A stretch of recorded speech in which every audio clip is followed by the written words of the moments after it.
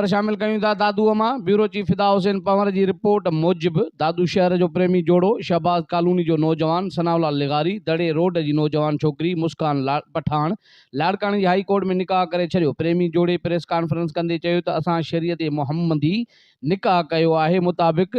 आकिल बालिग आहियूं ऐं असां पंहिंजी रज़ा ख़ुशी सां निकाह कयो आहे, पर असांखे पंजनि माइटनि खां ख़तरो आहे जेको असांखे मौतमार धमकियूं ॾेई रहिया आहिनि, जिन में अमीर, अब्दुल्ला, ज़फ़र, डॉक्टर आफ़ताब समेत बी सेक्शन दादू पुलिस असांखे धमकियूं ॾियण सां गॾु हरासा करण जी कोशिशि करे थी ऐं जान खां मारण जूं धमकियूं ॾियनि था। असां त पंहिंजी रज़ा ख़ुशी सां शादी कई आहे, शरीयत मोहम्मदी मुताबिक़ निकाह कयो आहे, न के असां ग़लति कमु कयो आहे, पर असां शरीयत मोहम्मदी निकाह कयो आहे। बिना कंहिं जवाज़ जे असांजा माइट असांखे मारणु चाहिनि था,